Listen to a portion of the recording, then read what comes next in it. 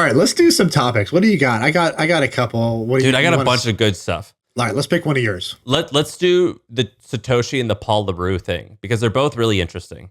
Do you know? Let's do. Which one do you want to do first? I don't know who Paul Le Roux is. So you don't know who Paul Le Roux is? Okay, no. Fucking great name though. Dude, listen to this. How much more would I be worth if I was Shaan Le Roux? At least triple, right? And how much more respect would I get? He's also African. He's from South Africa, I think. So, Ben, you're nodding a little bit like you know who this is. Is that true? Yeah, I know who Paul Le Roux is. He's kind of like, who's the guy we were talking about that you knew? Ross Ulbricht. He's kind of like if Ross had been as crazy as everyone thought, but actually like 10 times crazier, that's Paul Le Roux. Paul. Whoa. Yeah. I don't know. All right, well, fill me in. Who's this guy? All right. So he's all right. So Paul Le Roux, he's this big old fat disgusting guy. He's like imagine like Jabba the Hutt. Yeah. Imagine have you seen South Park where they're like playing video games and there's that fat guy on the computer who's like eating Cheetos and like, yeah. He kind of looks like that. He's just a total slob, but he's this computer whiz. Yeah. Google him. He's like disgusting. And that kind of fits the personality of the whole story. And there's this great book that I'm reading. It's called Mastermind. It's about him. And basically this guy always like kind of wanted to take over the world. And in around like 2002, 2003, 2004, he started this company called RX Limited, which basically sold Viagra and a couple other like Schedule II drugs. So like he was able to sell some opioids, but not like the famous ones, things that are considered Schedule II, which is just one below between Schedule I. And he created this company called RX Limited. And in like 3 or 4 years, it netted him hundreds of millions of dollars in profit. Wow. And do you remember years ago when you would get an email and it said like, hey, we sell prescriptions, click here. Like, do you remember that like years and years ago when you were in high school and grade school? Not really, but go on. Let me say yes. Go ahead. Well, basically, and then like maybe you remember like going to like these websites where it like just showed tons of drugs and like you'd get text that says like buy drugs online. Well, basically he created this website RX Limited, and then eventually he started like creating so many domain names that he created his own domain registration system. And then eventually his network got so big he created his own email system because he didn't want anyone to hack into his stuff. And at one point, he had like 2,000 or 3,000 employees working at this place, mostly Filipinos, mostly working in call centers. And he had in Philippines and in Israel because he said the Israeli guys were the hardest working for the cheapest, the cheap rate. And it was wild. And he had basically hundreds of different stores selling drugs. And the way it worked is he would somehow convince a doctor that he was like doing everything by the book. And technically he kind of was doing everything by the book, but it just really quickly warped and did not. But basically he had all these doctors in America in like Minnesota, Kentucky, Florida, like these relatively small doctors. And like, hey, we're a telemedicine service. Can you fill some of the prescriptions that we're doing? It's all legal and we'll just send you the prescriptions that we need. And you just sign off and we're going to send it to a pharmacy. So he would send it to a pharmacy, and these local mom and pop pharmacies would be like, oh, okay, Dr. X is just called in this prescription. I'm going to ship it to the patient. No big deal. And so both the doctors and the patient, doctors and the pharmacists, they all thought that they were mostly following the law. They're like, this is kind of weird that I'm now shipping out. I'm like a mom and pop pharmacist and I'm shipping out like 2,000 orders a week. Like, that's weird, but I have no reason to believe this is illegal. Right. And eventually it did become highly illegal where like it was just like you didn't need to see any doctor to get any of these prescriptions. And at one point he was selling like 80% of all online drugs in America. It was something large. Ben, am I missing anything? And throughout doing this is where things get even crazier. So like this story in itself is already interesting. Literally, it made, I believe, $400 million in profit in 4 years. One employee went to his apartment in Manila in the Philippines, and he said that he saw $100 million in cash in the house. And this guy like didn't want the IRS to see anything, so he would just transfer it into gold because this was before Bitcoin was really around. He lived in the Philippines? He was an African guy, so I believe he was born in like Cambodia and then moved to South Africa and then moved to the Philippines. Or maybe he was like Zimbabwe, something like that. But this guy had this like grandiose thinking where he thought that he's like, I owe it to the world to run the world. Very grandiose thinking. And so he hires these ex-Israeli guys to run the call centers. Eventually, he hires these ex-Israeli army guys to be his bodyguards. And in doing that, he starts learning a little bit about like arms dealing. And so eventually he buys thousands of acres of land in Zimbabwe and Somalia. And he was like, I'm going to raid an African nation and I'm going to set up like a country and I'm going to have my own, I'm going to be the leader of a small African nation and hopefully eventually a much larger nation. Like some crazy shit. Holy shit. It expands to the point where he's now an arms dealer. So he's selling guns to different parts of Africa. He gets in trouble for selling missiles to Iran. Like this guy gets into some crazy stuff. He's killing people along the way. He makes relationships with Colombia drug lords and trades drugs, pills for cocaine. And he starts selling $100 million worth of cocaine. And he was doing all of it, almost all of it behind a computer. And eventually he gets caught. Now he recently, in like 3 or 4 years ago, was sentenced to 25 years in prison.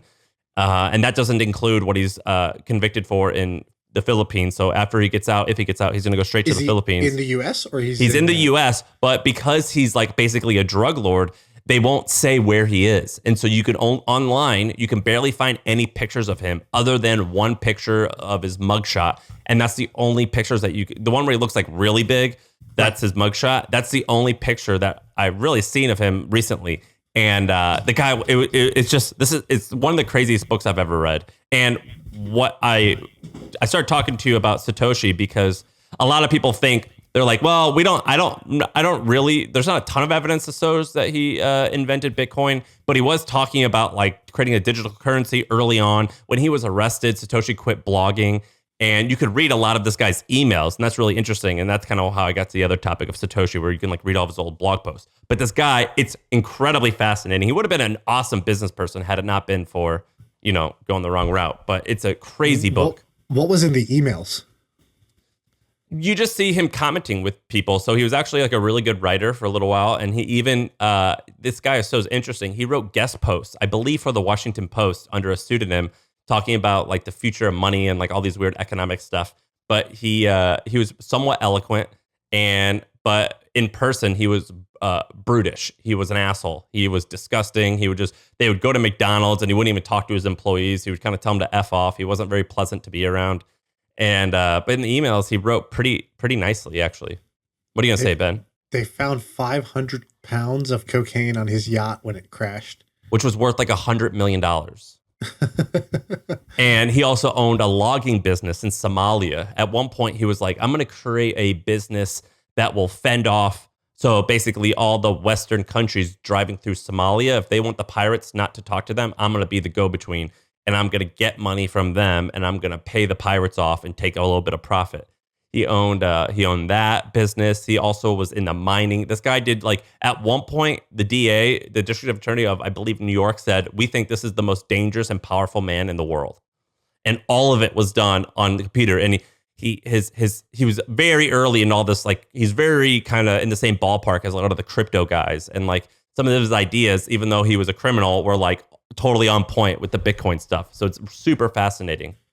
Yeah, there's an article that says how the case for why he might be Satoshi. I haven't read it yet, but when you're talking, I just pulled it up.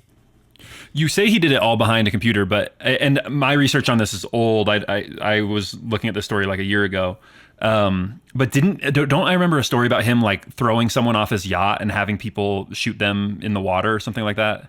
Yeah, but in that particular story, he wasn't there. But he did kill. A lot of people think that he did kill one. So throughout this, Shaan, he had his hitmen. He had hitmen that are now arrested, and they like kind of are spilling the beans. He had hitmen that would kill people, and there are a few occasions where they think he actually is the one who fired the bullet. So he did travel. So he would go to Africa. He would go here, but the guy had like 3,000 employees, and most of the employees had no idea who he was. And even there'd be times where he'd be managing. So basically, he had 2 Israeli brothers running this call center in Israel with like 300 employees, and they had never met Paul. And Paul would talk to them via email, as employees. And it's kind of like interesting because like anonymous work is something we've talked about, but that's pretty much how it was. So some of his employees had no idea who he was. So in a sense, it wasn't all behind a computer, but a lot of it was behind a computer.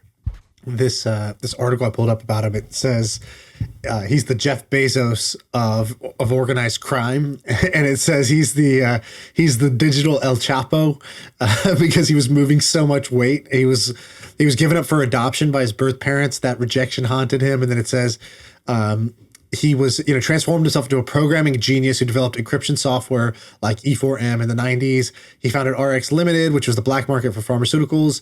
He was raking in $250 million a year selling drugs, weapons, and murder for hire on the dark web. Yeah, well, I think that actually the dark web thing is actually confusing because a lot of the stuff that he was doing was before Tor was even around. So a lot of the stuff he would do, it wasn't even on the dark web. And like this whole thing about spamming email, he was actually one of the originators of that. And so he somehow hacked into a pharmaceutical company and stole something like hundreds of millions of email addresses.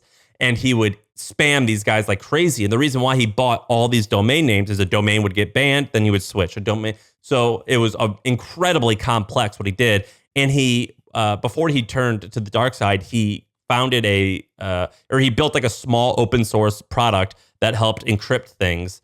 And it eventually turned into this thing called TrueCrypt, which I actually think that thing is big. But so like the guy was pretty genius. He was amazing. It says his first murder was he took his head of security. He said, hey, come to my house in the Philippines and dig a hole. I'm going to bury a safe filled with millions of dollars. And then the guy dug the hole and then he shot him with the machine gun right after that. That was his first taste of murder. And then there's another story where they took a guy out into the ocean and they go, right, let's just have a talk on our yacht. And they throw the guy in the ocean and they drive away. So he freaks out and then he comes back and he shoots all next to the guy. And he goes, oh, no, just so you know, I didn't miss. I'm just trying to keep the sharks away because I want to talk to you. And I need to know, are you stealing from me? And if you tell me quickly, I'll kill you now. If you don't tell me, I'm just going to shoot you in your leg and I'm going to drive off. Wow. And so like the guy was really hardcore. Yeah, he makes, whatever, the Wolf of Wall Street look like a small puppy. This guy's insane. Okay, wow. Never heard of this guy either. How'd you hear about him? How'd you find out about him? So when I tweeted out that I love like crime books, and I think I had just finished, I forget what I had just finished, but someone suggested this book called Mastermind. And it's by this journalist that worked at Wired magazine. And I've been reading this book and it's freaking crazy. And even though this guy, what he did was wrong, it does like actually inspire me to like live a more adventurous life. Well, I'm like reading this and I'm like, why? I'm the same way. I'm like, why am I so fascinated by this? Like, this is why I don't like watching Wolf of Wall Street. I'm like, why does this excite me so much? Like, I'm beginning to normalize this in my head and think this is okay. I can't watch this anymore. But I do think that there is a thing where like I need to have a little bit more adventure. You could use it for good, but I read it and I'm like intoxicated by it. Do you get that way? Yeah, I think that's why people love movies about, prison breaks, or they love it about bank heists, and like why people play, video games that have violence in them. It's like there's definitely like a part of us that, this stuff appeals to. And like, if you can get that outlet by just reading the book or watching the movie or playing a video game, like good, because it didn't translate in that kind of deep rooted desire for like, either adventure, thrill, power, whatever it is, doesn't have to like spill into your normal life then. Yeah. And it like inspires me a little bit in the sense of like, man, living life on the edge is crazy. I don't want to go to prison, but you should just add that to your bio. Top inspirations: Pablo Escobar, Paul Le Roux, Ross Ulbright. Yeah. So, but your heroes.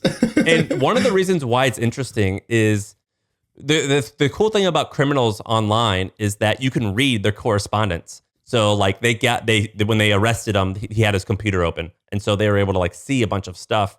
And I really love that this era about criminals. And how you can like see it happening. And that got me interested in these Satoshi posts. So basically, if you go to like, if you just Google like Satoshi, the guys who created Bitcoin, if you go to Satoshi blog post, I was reading all of his blog posts.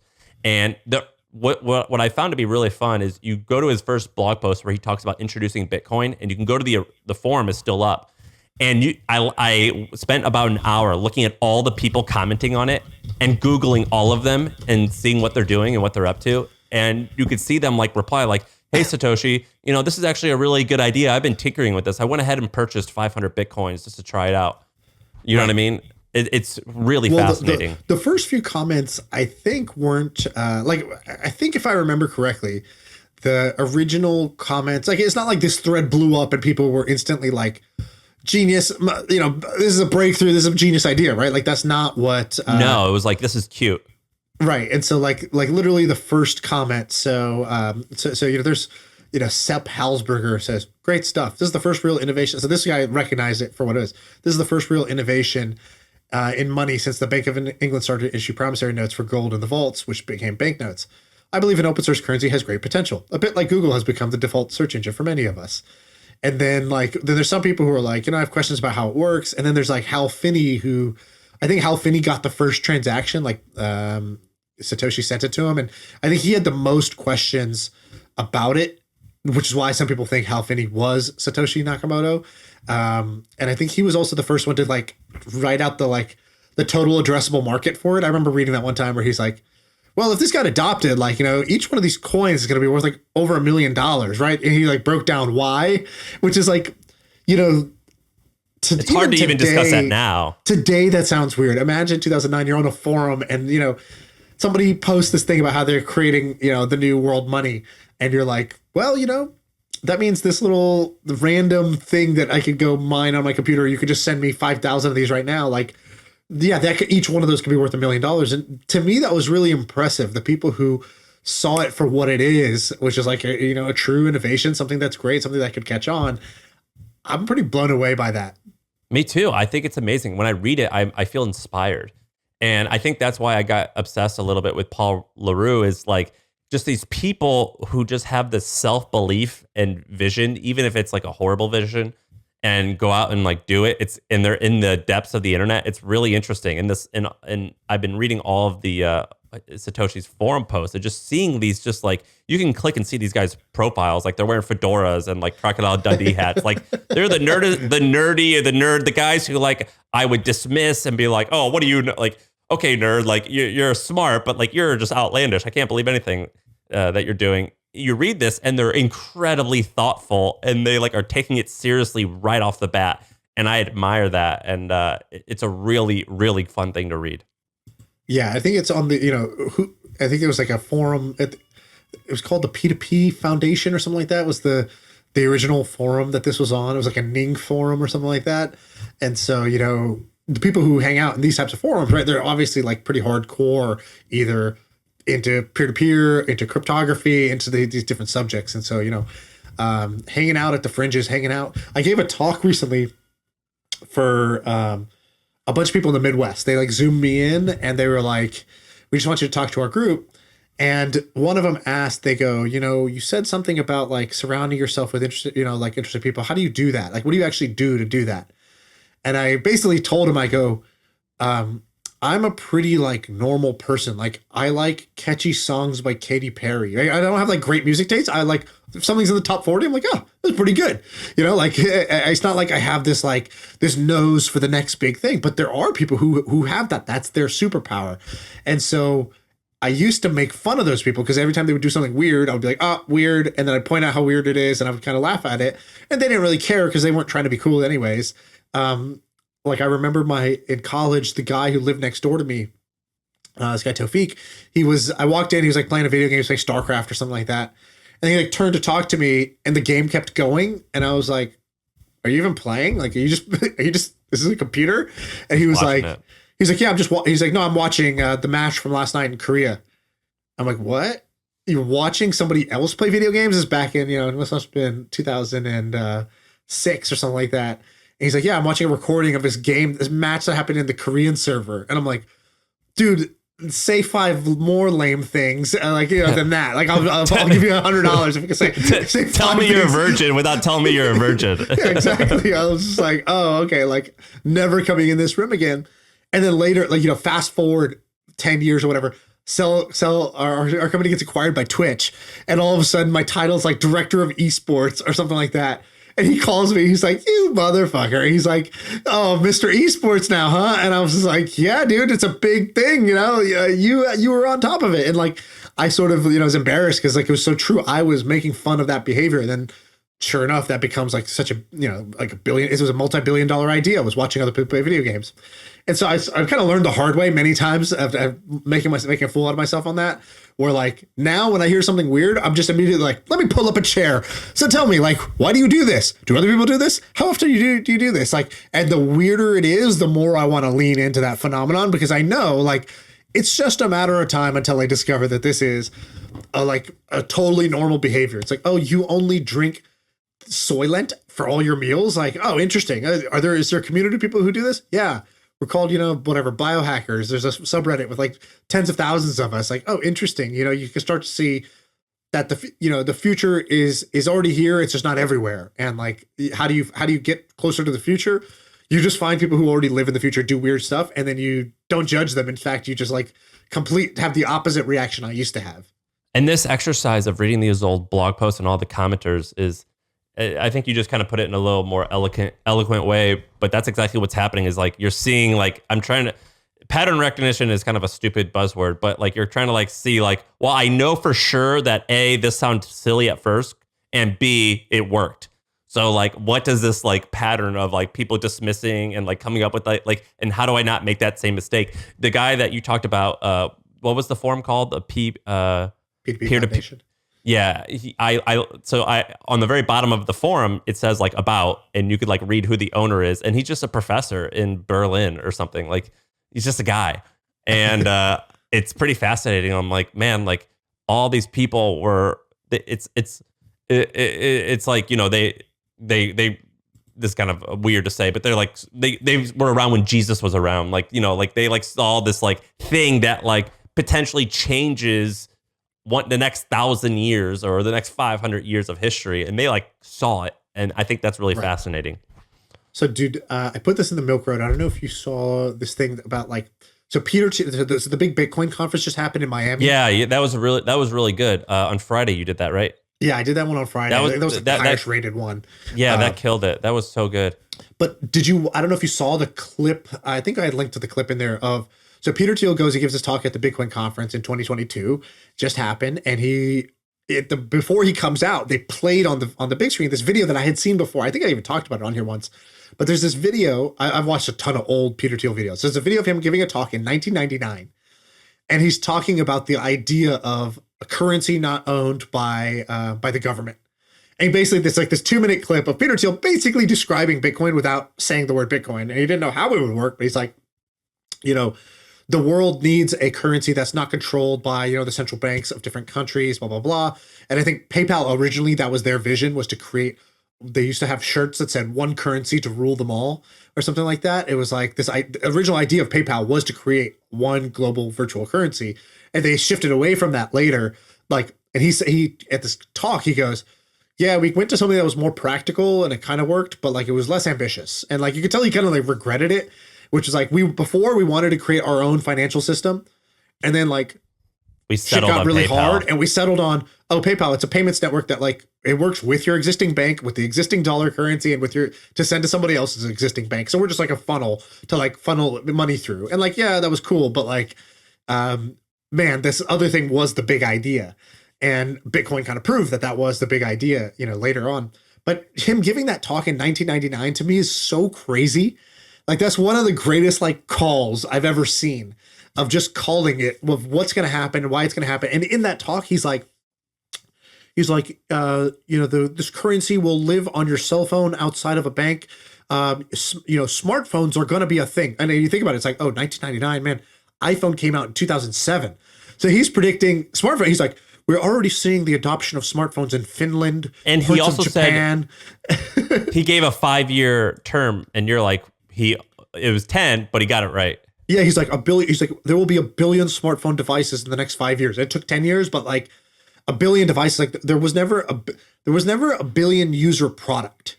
Like there weren't 1 billion people who had computers ever. There weren't 1 billion people. I don't even think that used televisions. I think the cell phone was the first thing where it was like a smartphone was like the first thing where 1 billion people had this product. So of course, if you launch an app that works, your addressable market is 1 billion people who could download your app immediately. Like it's kind of an overlooked fact about why mobile was so big. It's just like, well, there wasn't ever 1 billion people who could have used your product before this. Like your restaurant could never serve 1 billion people. Your store could never serve 1 billion people. Like McDonald's couldn't even serve 1 billion people, no matter how many locations they opened. Like the cell phone was really the first thing that was able to do that, that quickly. And so he's, when he was talking about like smartphone adoption is rising in Finland, I'm like, who even pays attention to what's going on in Finland, dude. Like, if I asked you right now, if I said point to Finland on a map, could you think you can point to Finland on a map right now? Like, me neither. And so to it's me, like Finland, Denmark, and like Holland and Sweden are all the same thing. Yeah, exactly. Yeah, like I don't know, dude. It's like that's where white people you're clean, live. and you're nice. I get it. Yeah. Like, and so like I thought about that. I'm like, oh, no wonder the people who were hanging out with Peter Thiel went on to do like some pretty. Sorry, hold on. What? Yeah. Hey, Ma. Sorry, there's some. Meatloaf. My bad. There's some like random guy like knocking on my window. All right, sorry. Go ahead. So I was saying that it's no wonder that people hanging out with Peter Thiel ended up going on to do amazing things, right? Like if you've ever heard of the PayPal Mafia, it's like, yeah, like people who worked at PayPal went on to create YouTube and LinkedIn and Tesla and SpaceX and Yelp and Affirm. And like, I think there's like over $10 billion companies that came out of the PayPal Mafia. And like Kiva, like one of the best nonprofits came out of that. And so it's like, dude, why is that? It's because you're hanging out with a bunch of people who are already thinking about the future, living in the future. They're all weird nerds. And I remember one of the co-founders of PayPal, Max Levchin, he had this thing where he's like, he was interviewing somebody and the guy started like talking about how like, he's like, yeah, I love to play pickup hoops. He's like, we're not hiring this guy. He's like, why? He's like, oh my God. He's like, no great programmer I know plays pickup basketball. He's like, dude, well, that's what we said about the guys who were doing ICOs. We're like, dude, if your teeth are really white and you got abs, and if you have a Ferrari, and if your last name is also a first name, that's 4 out of 4. You out. like if your last name is Curtis Tucker Chan. or John, like you're out. Like no St. John's. Exactly. And so, these things, like, I mean, you get canceled today for being like, I'm not going to hire someone who plays pickup hoops. But like, and I think they even said something back then. They go, your goal as a startup is to basically build a cult. And they're like, the more cult-like you can make your company, the better. And like, that's not popular. I think they don't say that stuff in public anymore because now they're like, bigger public figures. But like, I think that startup advice is actually fantastic startup advice. Now, the cult doesn't need to be all people of the same race or gender or anything like that. It's like people who are all believe like religiously in the mission. And then people who kind of behave in a way that's like, they're willing to work way harder, sleep in the office. Like, they're willing to go to bat for this thing because, they're like members of a cult. They sort of have lost their own personal identity to the greater identity of the group. That is like a pretty hard force to bet against and beat. Dude, this gets me inspired. How do you think, this was actually a third topic I was going to ask you. How do you think guys like Peter Thiel, who I don't know his background, but I think it was pretty modest. How do people like him, how are they right so often? Or, I mean, do they just make a ton of guesses and they're only right a couple times? But I don't understand like that idea of thinking. I think big, and then I like talk to or I listen to him, and I'm like, oh, I'm nobody.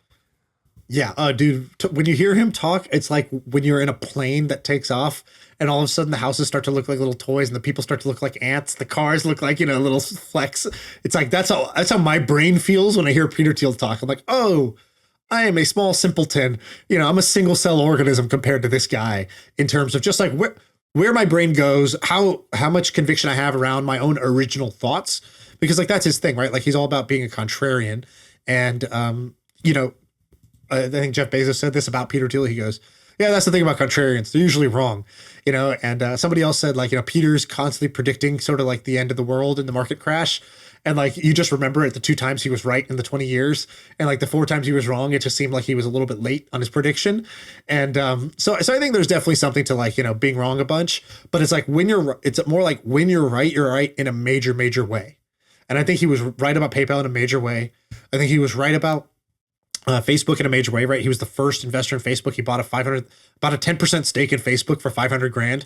All right. So like that was the best investment of the decade, I think, like at that time. And so, he was right in a major way about that. The last time he kind of went on tour, he was right about 2 very contrarian things. One was Trump, where all of a sudden, like, he was the only guy in Silicon Valley that was like publicly supporting Trump, spoke at the convention, was like, we need Donald Trump to be president. And at the time it was sort of like Donald Trump was the underdog. He was not supposed to win. And like Peter Thiel picked that horse pretty early. I thought that was kind of impressive. And like, also he gets off on it being contrarian, you can tell. And then the other one that he was right about was when he created the Thiel Fellowship. So he basically went on stage. Which was laughable at first. And he had this talk where he goes, university, college education is a bubble. It's the greatest bubble since the housing crisis. This is right after the housing bubble popped. He's like, the next bubble is college education. And people are like, who goes against education? Like, go ask 100 out of 100 politicians, parents, anybody who's not pro education. And like, he was the first guy to be like, college education is a complete bubble. And he explained why it was a bubble. That like, people go for basically this like certificate. He goes, it's an insurance product partially. He goes, it's an insurance for, parents to buy for their kids so that they don't fall through the cracks of society. He said it's like a certification product.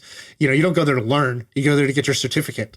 So he was calling out college, and then he created the Thiel Fellowship, which was kind of a genius move because he put up, I think at the beginning, $2 million. But that $2 million was like $200 million of free publicity for himself, because he made it bold where he's like, not just like, here's an alternative to college for people who don't want to go. He's like, well, explain what it is. He came out, he goes, I will pay you $100,000 to drop out of college. And it's like, oh shit, like, keep this man away from my children. Like, it was like seemed like a not good thing to do. And then he explained why. He's like, college is a complete bubble. But then how did he get his money back from that again? I think he invested in the projects. I'm not sure. Well, for example, Ethereum came out of that, which is a $300 billion product, which is kind of ironic because he never claims victory on it. And in fact, at the Bitcoin conference, he kind of shit on Ethereum, which is a bit weird. So, I don't know why I would think he'd be taking a victory lap, because like Vitalik being a Thiel fellow was like the total validation of the Thiel Fellowship. But I think Figma came out of that too. I invested in owner.com. Owner.com? You ever see that company? I know about it. Yeah. He's one of those guys. And about 2 or 3 more. I've invested in about 3 of them, maybe. Yeah. I heard kind of mixed things about the program itself, but like, there's no doubt like good stuff came of it. Like if just Figma came out of it, the program was like a win, like that's a $10 billion Figma company. Came out of it? Yeah. Damn, dude. And so, and there's many others. There's a bunch of other winners that have come out of it too. But like, so this guy's like been, contrarian and right many, many times. It's very impressive to me. It's more impressive to me than people, like, obviously he's very successful, so it's not even like that or success. But if you just showed me one person who's very successful and then another person who is like an original thinker who's right when they go against the grain, damn, I have a lot more respect and admiration for the person who went against the grain and had an original thought that was right. Yeah, and it's inspiring. I was reading today, and it said that this is like kind of a weird tangent, but Jared Kushner. All right, Jared Kushner. Yeah. So who is he? He's married to the Trump, or his brother's married to the Trump. So there's Jared and Josh. Josh is the younger one. I think he's like 35. He's married to a model, and he runs Thrive, which is a VC thing that's like immensely successful. His brother is Jared, who I forget his title in the White House, but he was like Trump's right-hand man. And he's married to Ivanka. Right? Yeah. And like a lot of people think he's evil. He probably is a little bit. He kind of has like a skeleton vibe to him, like a Skeletor, the villain in He-Man or whatever it was. So he's like kind of has like a vibe to him. But he just announced that like a few months after leaving the White House, he founded a $3 billion private equity fund. And like, regardless, you put politics aside, like it. Crazy that's just like your thing. Like you ended that. You ended one. Like when I end a job, I take like a lot of people take like a 3-week vacation and they go start another job that's like 20% higher in salary and a little bit better title. And like he just like was like, oh, I've got some free time now. I'm gonna like, beep bop boop, just do this thing. It's just a $3 billion fund. And like I find that to be, it's the same thing of like I feel like an ant and you are not that. You know what I mean? Yeah, exactly. I know exactly what you mean. It does beg the question of like, why do I not go bigger? And also, is there a reason that I don't go bigger? Like, is there a reason, Sam, that you don't go create a $3 billion private equity fund? There's 2 reasons. The first is fear. So like, it is scary to do that, to like raise outside failure. Yeah. To raise outside money and fuck it up. That's bad. But number 2, I do think that I don't know if Peter Thiel has this, but Elon Musk for sure has this. Did you read that article in the New Yorker or New York Times where he describes his life? He's like, basically, he was talking to the interviewer and he was starting to cry in the interview. And he's like, you don't want to be me. Yeah, he basically said, he's like, I missed my brother's wedding. He was like, I was about to miss it, but I flew in at the last minute. I saw it, immediately got on the plane. He was like, there was like a time a few weeks ago where for 5 days I didn't leave the factory. I didn't see the sunshine. I don't see my children. I had a birthday, but no friends came and said happy birthday to me because I was running around the factory, and like I'm lonely and I'm pretty sad, to be honest. And frankly, death, I look forward to it as a way of relief. That's like what he said. He said all that? Yes. And Jesus Christ, like Elon. the whole death Take thing a might nap, have been, bro. Yeah. Take a nap. Just do it. Just try it. A little advice. One brother to another. Take a nap. Well, and it's like, so I think there's one aspect where it's like, well, I don't want to like be this like the slave to this computer and the machine, like F that. And I want to live life. But I do think that and I haven't formulated this thought entirely. I do think there's a world where you can go big and have some work-life balance. So actually, do you think that's true? Yeah, of course it's true. You just got to decide your terms, right? Like, and as soon as you decide those terms, watch, you'll figure out a way to make it happen, or you'll find people who make it happen. I am so anti there's one way to win, or there's even one definition of winning. Like that's, if I could just be more, the anti one thing, that's the thing I'd be most anti, because I used to fall into a trap. I'd see somebody doing something one way, or I'd hear advice that makes sense, and then I'd kind of like, it's like later in life I found the counterfactual. It's like, wait, but this guy doesn't do that. Wait, that lady did both, right? Like, so hold on. If both is an option, then I'm taking both every day of the week. It's only when I accept that both is not an option, I fall into this trap of misery of around picking one or the other, right? Of like lifestyle and like, you know, ambition. So I definitely think you can do both. I play this game though. So I have 2 games that I play about any project that I'm doing. This is kind of like I kind of exec coach myself. And I really always ask 2 questions. I go for the first question is, and I ask this to other founders too, which is, if I was to meet up with you, you know, if we hung out 12 months from now, we're grabbing a beer and I'm like, hey, what happened with that thing, man? What happened with trends? That was such a cool idea. Like, what went wrong? What do you think is the most likely thing you're going to say in that moment where you're like, dude, here's where we messed up, or here's what we turned out. Here's what we thought that turns out was wrong. So it helps you identify the riskiest part of your business, either the riskiest assumption you're making, the thing you need to go validate, or the risky path that you're going on where you're cutting off other options, or you're not, you know, you're really leaving yourself, you know, one move away from failure. So I always ask that question. And the way, I don't know why, like, if you just ask somebody straight up, like, what's the biggest risk in your business? They answer it one way. It's like, but this other way, with, I think people can relate to, which is like, if I see you a year from now and we're just grabbing a beer, hanging out, it's like, let's just presume already it's gone wrong. What was the cause of death? You know, like, what do you think was the reason that so that's one. The second one, the game we played yesterday with the Milk Road, it's called the why the fuck aren't you game. And it's basically, it's like either why the fuck are you or aren't you, which is like, what part, if I was just an objective person looking at what we're doing, would I say, why the fuck are you guys doing this? Like, why aren't you hiring somebody to do that? It's taking you 5 hours a day. And like, you should totally, could you not find somebody to do that part? Or like, why aren't you at this Bitcoin conference? Like, aren't you building a crypto product? Like, shouldn't you be at this event? Like, there's just like this series of like, why are you or why aren't yous? And it's like, why the F aren't you? Which kind of distills it down into like, what's the obvious good idea or bad idea? Like, good idea we're not doing or bad idea that we are doing, that I would criticize about ourselves. And we both came up with a list of like 3 things, and it became like, oh, wow, we should just correct those now. Rather than like, so then what's your answer? Why aren't you going bigger? Assuming that you're not going big, which is not a fair assumption, but for the sake of discussion. Yeah. So I wouldn't say, why am I not going bigger? Like the Jared Kushner question, you mean? Or the questions that I was asking just now? The Jared Kushner question. Because I want to have, you know, enough. Meaning I want to be able to know what is enough. And I want my vision of success to be bigger than just what's going on in my business. So it's like, to me, if you said paint a picture of what winning looks like, it's not just a number in an account or a number in my sales dashboard. It's like, I talk about this all the time. It's this perfect Tuesday. It's like my normal day is perfect for what I want. And that includes like, just like right after this, I'm going to go work out with my trainer in my home gym. Like that's a part of my perfect Tuesday. And if my business then requires me to not have time to do that, and I'm like getting fat or whatever, or it doesn't provide me enough money to be able to afford that, then it's not winning, right? It's like, you know, being able to like take my daughter to swim class, like things like that. Like those are part of what winning looks like to me.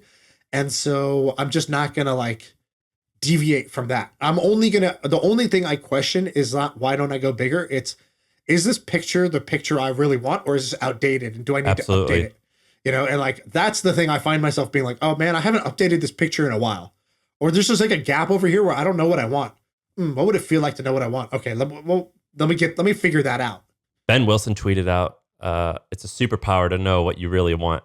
Right, Ben? And that was that the tweet? Yeah. I really think that's... What did you see or hear that made you tweet that? So what I saw is that I have had a bunch of people reaching out to me recently. And the people who are like, hey, I'd love to connect, I get so annoyed with. I'm like, you just dumped something on my plate for me to like figure out, which I just don't want to do. Whereas the people who are like, hey, I really love what you do. I'm also a podcaster. My podcast is this size. I want to get it to this size. I'm having trouble in these two areas and I'd love to talk to you about it. I'm like, great. You know exactly what you want. I will gladly give you that. It applies almost everywhere in life. Like the guy who comes up to you and is like, hey, do you have any spare change? No, I don't have any spare change. Hey, I need $2.50 to get a ride home on the bus. Do you have $2.50? All right, I guess I got $2.50. Like, it's a superpower in every way. So I like that you said that. There's a tweet that my cousin put out yesterday. My cousin, he's on Twitter. Rohan. Dude, great guy. According to Twitter, he's killing it. I don't. Yeah. I haven't talked to him in forever, but like his updates, he's I'm killing like, it at looking like he's killing it. I don't know if he's actually doing it. I haven't caught up in it. No, I don't want. I'm not disrespecting him at all. I'm saying like his updates are amazing. He just bought like 20,000 square feet or something. Like he's on top of the game. Yeah, and actually, he did a good job of figuring out what he wants. Bro, you just called out your cousin. You should take that back. What? I love my cousin. No, he's great. But I actually meant that as a compliment. There's a skill. Okay. There's a skill, especially in his line of business, which is real estate. There's a skill to putting forward putting your brain forward, like sharing ideas. Like he put out a thing of like how I do diligence on properties. And it's like a great checklist. It's like, oh, you're just putting out great on point information. It makes me trust you, makes me think this guy knows what he's talking about. Or if it's like our friend Nick Huber does this too. It's like, he'll send us a picture of him smoking a cigar, playing golf at, 1 p.m. It's like, wow, this guy must be killing it. Like you don't get to go out, smoke a cigar and play golf, 1 p.m. regularly unless you're doing really well. It makes me more likely to invest in Nick Huber's storage company that I know that he's doing well in life. Like some people take it as an anti-signal, like, oh, why isn't he working hard? To me, I'm like, no, if you're able to like do well in life, that means you're doing something right. And so what like, did your cousin tweet though? Trust.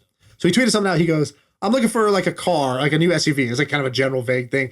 And so he like defined it right afterwards. So specifically, he goes, the experience, the user experience of a Tesla, the size of an Escalade, he goes, with enough room for 3 car seats and a pair of golf clubs. And I was like, first of all, isn't there just a more fun way to look for a car?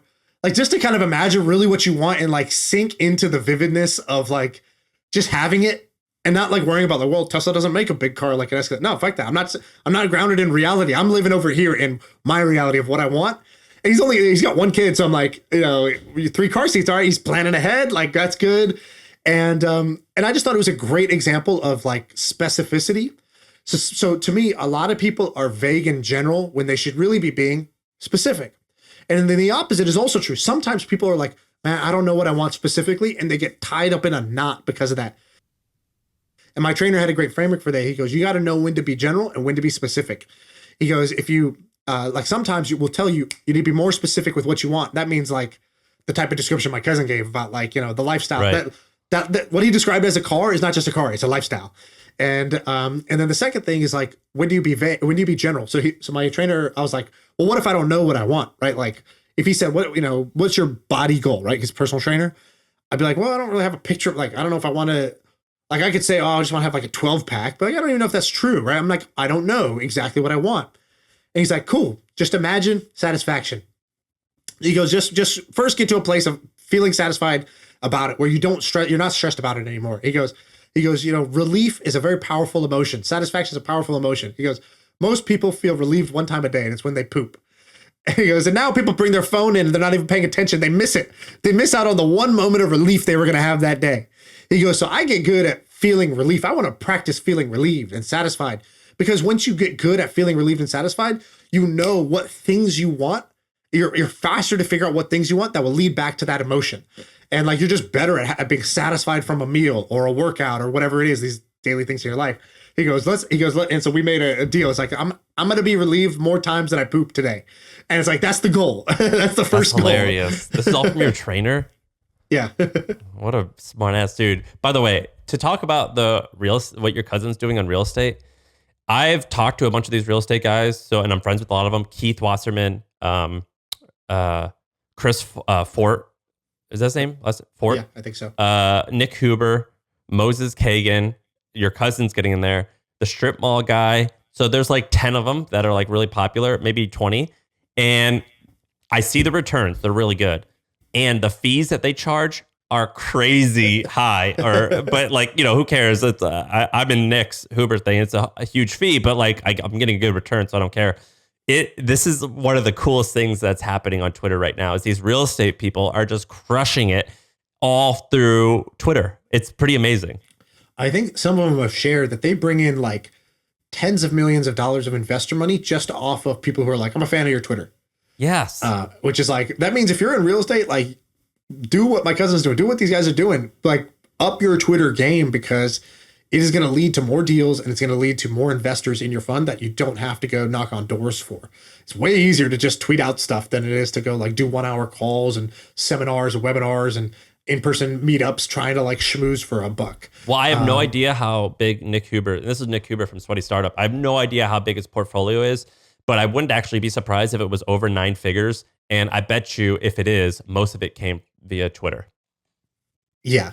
I don't know if that's, I don't know exactly, but I agree with where you're headed there. And also, that's also the one reason I haven't invested in a lot of these guys, is because the fee structure, like, which might be to my detriment, but like one thing I don't fundamentally like about real estate fees is that they all make this like 2-3% like acquisition fee.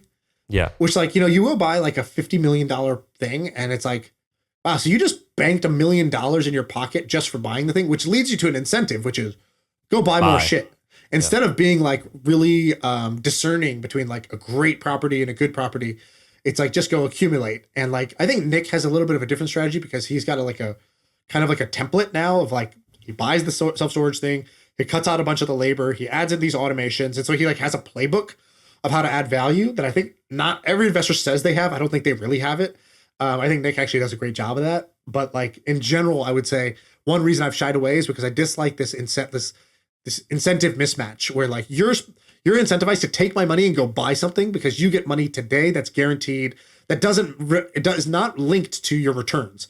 It's only linked to your returns over a long period of time. And by then you've already banked these acquisition fees 15 times over by the time we figure out if these were good deals or not. And I have no idea if they're killing it because they're skilled, although all the people I had named, I've talked to, they appear skilled, but I'm a novice. But also they just happen to be in the game like starting 6 years ago, and we're going through like the greatest like boom in real estate. Yeah. So like, of course they're killing it. But the numbers are, I mean, I'm an investor of Nick and I see the returns. I'm like, oh yeah, dude, I'll give you more. But I have no idea. By the way, if I was Nick, I would do exactly what he's doing. I charge the highest fees I can and be like, you're still getting a great return, correct? All right, fantastic. If you can go beat that return somewhere else, I invite you to do it. Which is like, he's not as upfront about that, but like, I would do exactly what he's doing. So I don't knock him for that. I think it's what I would do if I was in that position where I know I can generate great returns. But like on my side, I hesitate as an investor in that sort of thing, but maybe that's to my detriment. Do you want to do more topics or do you want to save yours for Wednesday? Let's do a couple ideas. Right. I think people like ideas. If you made it to the end of the episode, congratulations. All right. So let me pitch you 2 ideas real quick. One I'm calling Copy My Trip. Okay. So I'm booking a vacation right now, taking the family on a vacation. Great idea. Great name. Thank you. Came up with it myself. Yeah. Oh, even the business idea. That's with the idea of a family vacation. So I'm like Googling. I'm like, okay, listen, I want to go to Hawaii, for example. So I'm like, all right, I want to go to Hawaii. All right, which island? I don't fucking know. Okay, which resort? Oh God, here we go. Got to figure out which resort. And like, it matters. Like, it's gonna change my experience if I go to the wrong place or the right place. But like, and then I'm like, and then all the details in between. Like, okay, so if I take my kids, what do I do? Do I rent a car? Do I get car seats? Do I take the shuttle? Do we go on this activity? Is that age appropriate? And so what I want is, my wife follows all these influencers on Instagram that are like mommy influencers. And when they buy something, she's like, that's a good thing. I'm going to buy that thing too. And like, cause she's like, look, we have the same taste. And like, these people, they're not like, they kind of are promoting things that are like, they have a good track record. Like, so she's like bought a couple of things that look good and they paid off. So she's like, now has more trust in them. I don't get why they can't, or maybe they do this. I don't know. But like, I don't get why they're not just saying, copy my trip. You want to go to Disneyland? Literally click this and like, here's the like full itinerary of like, we fly into this airport, we take this transportation to this hotel because it's great for families for these reasons. We buy this thing, whatever. And like, I just get their whole trip that I can copy, and that they have basically like a TikTok or like Instagram story version that I can just browse it to be like, oh yeah, this looks fun. I want to do this. Like, well, I went on Expedia and I'm like, this is awful experience. It's overwhelming. Here's an overwhelming list of 100 options ranked in 5 different ways. Then I click the fucking thing. I don't know if the reviews are real or not. I'm looking at the photos. They don't have all the photos. It's like it's a static photo from like a fucking airplane above the resort. It's like, dude, I just want to see like someone walk into the room and be like, oh, this is really nice. The bed's good. There's space over here. And like, oh, this is cool. They give you breakfast every morning. Like, check this out. Like an Instagram story, right? So I just think that there should be a thing called Copy My Trip that anyone could do. It'll create a profession of basically professional travelers, like people who they go find the best path of how to have a trip to, Bali or whatever. And like, Sam, you might follow somebody who's got like a fitness oriented angle where it's like, oh yeah, they want to like go, this person likes Airbnbs versus hotels. So I like align with them. And then it's like, they went and trained at this gym and got Muay Thai classes when they went to Thailand. Like, that's awesome. That's the type of trip I want to have. So I'm going to just copy their trip. Dude, I'm on board with that. Springboard. We could do it. We do it for trips and weddings. Whenever I like saw my wife like working so hard on this wedding, I'm like, dude, just find someone else and just do the exact same thing. No one will know. Who cares? Or her younger sister's getting married, and I'm like, dude, just do exactly what we did. It was great. It was an awesome wedding. And of course, obviously they don't like that, but I'm just like, yeah, just do the exact same thing. We all had a great time, right? Bachelor parties, exactly. Yeah. Birthday parties. I want to copy your work, which is like, it's Pinterest, but just like the whole thing strung together. So how and you would just lifestyle. You would just do it where like someone uploads an itinerary and then you people rate it and you pay them money and buy it. Yeah, exactly. So you don't even have to buy the trip. Like, just by doing the trip, those people get paid mad money from affiliates. Like, if I book that resort because this person said this resort is awesome, I'm gonna get a kickback of like all the things that they recommend. Now, it's pretty interesting. Some perverse incentive, but like, everybody kind of offers a kickback. So I think you can basically, through affiliates, you could monetize this pretty heavily for the creator themselves. What you could do is you could say, it's not about like, creator, you just recommend what you genuinely recommend. We're going to take the entire pool of affiliate fees and then pay it out based on whose trip got copied, even if that hotel doesn't have to pay you to like promote them. You know what I mean? I would do something like that. Where are you going? Hawaii. Oh, that's cool.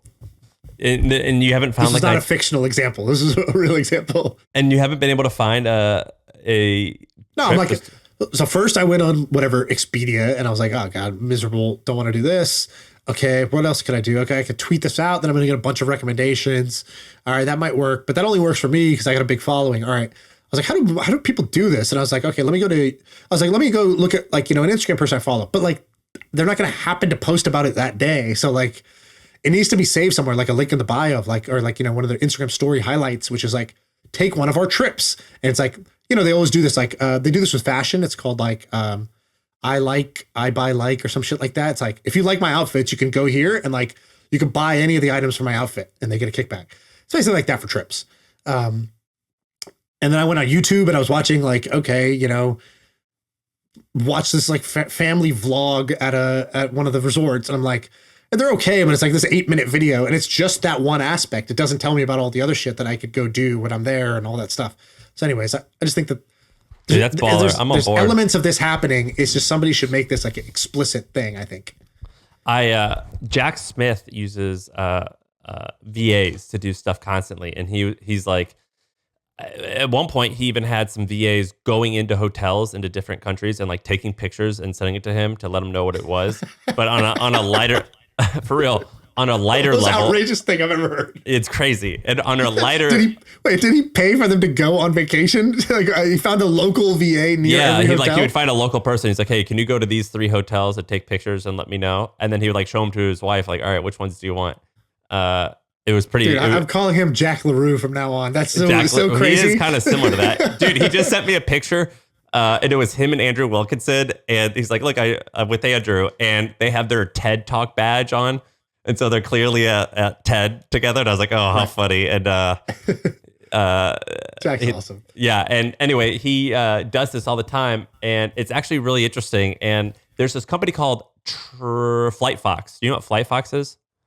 Is that like where you'll just, is it like somebody will book it for, it's like is it a travel agent or is it the one where you're like, I just want something, give me like the best deal? Like, no, which one is it? It's amazing. So I have no idea how they make this work. So basically you go to Flight Fox and you always have to click the button that says you're traveling for business.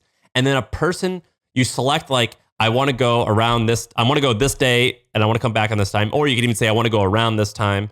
And then you like leave like notes, like I've got a budget of blank, or I only want first class, or I have to be back for a wedding, so I have to make sure there's backup flights. And someone on the other end pops up and goes, hey, what's going on? I'm here to help you. And it's a real person. And they go and they find 5 to 10 different flights that fit what you want. And then you finally say, all right, this itinerary looks good. Or you could even reply and be like, this one actually, I had a change of plans. I've got to change this, this, and this. And they'll go and find flights for you, and they find the cheapest ones, and they know where to search for them. And they only get paid until after you book the flight, and they just take a $50 fee. I have no idea how they make money. And then, like when I was in Portugal, my flight got canceled, so I just logged on and I go, "Hey, the flight you booked was canceled. Can you address it, please?" And they call for you, and they wait on hold for you, and then you just pay them $50. It's amazing. Wow. I have no idea how this makes money or how they can make that work. Yeah, get it while it lasts. It's awesome. $50. That's amazing. That's like I think I told you about this thing I did once. Mo Points, MoPoints.com. It's our good buddy Ramon's good buddy. Oh, Mo. Yeah. This was like one of the best things I did. It's like I booked this call with him, and so you go to MoPoints.com, just like MoPoints.com, and basically it solves the problem of like what credit card should I get.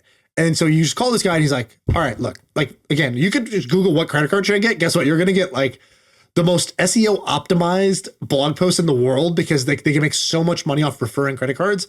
And you don't know if you're really getting the real deal. And so I just called this guy 30 minutes and he was like, all right, tell me about what you spend on and tell me what you want. Do you want to travel like a baller? Like, and he's like, look, I travel first class worldwide just off this. He's like, I'm not rich. but I use points to do it. Here's how. And I was like, yeah, I want that. And so he's like, cool, get the Amex Gold. He's like, you're going to get 4x points on all your Facebook ads for your e-commerce thing. You're going to get one for you, one for your wife. So now you're going to get like 2 million points or whatever, like in the next year. He's like, then to travel, you just do this. You transfer points. Like, don't book within their points portal, because that's what I used to do. I used to go to my points thing and be like, rewards, flights. Oh, man, I get like half a flight for all my Chase points. Like, no, you need to transfer to travel partners. And then there you need to like, check this out. You use like KLM to fly, here, and here. And he's like, just call me when you want to book. He's like, for now, buy the Amex Gold, start racking up your points. When you want to book first class worldwide, just call me again. And I was like, dude, I feel so taken care of. This was like the best money I've ever spent.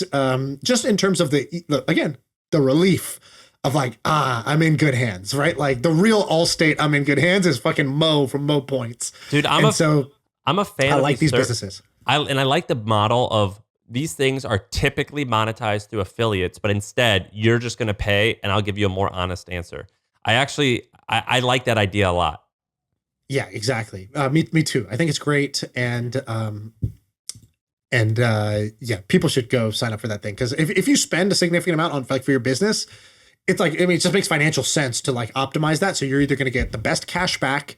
Like, I found out, if I use this Bank of America Platinum Honors cashback card, I get 2.6% back cash back, which is like way higher than anybody else gives you. Does that mean it basically adds 2% to your bottom line? Yeah, exactly. Like I take 2.6%. Like yeah. So if you're spending, $100,000 a month on ads, which is like very common for e-commerce. Just to use a round number here. Now you're getting $2,600 a month back, just straight to your bottom line, right? Like that just makes sense. Or you can reinvest that. A 5,000 person company or like BCG who sends people all around the world, do they just have like a bank full of like points? I don't know what they do. I actually asked my previous startup this. I go, what do we do with all the points we collect? Who gets to use those? And I think they said that they just cash them. They just do the cash back basically, or they just convert them to cash, which is like not the most efficient way to use it, but like, for it's the fair way to do it. And they just like, keep it. I was like, who keeps it? Yeah, let me get Where is this money? I used our points at the hustle, and I flew first class like twice a month. It was sick. And then when I sold the company, I didn't have that perk anymore. I was like, damn, I got to pay for a flight for the first time in 4 years. It sucks. That's how you got to negotiate that in. I kept them. I got to keep all the points. We had like 1 million points, but I didn't get future points. Gotcha. All right. That's it. I'll save my other ideas for the next one. And you got a crime baby. Yeah, I know. All right. Thank you.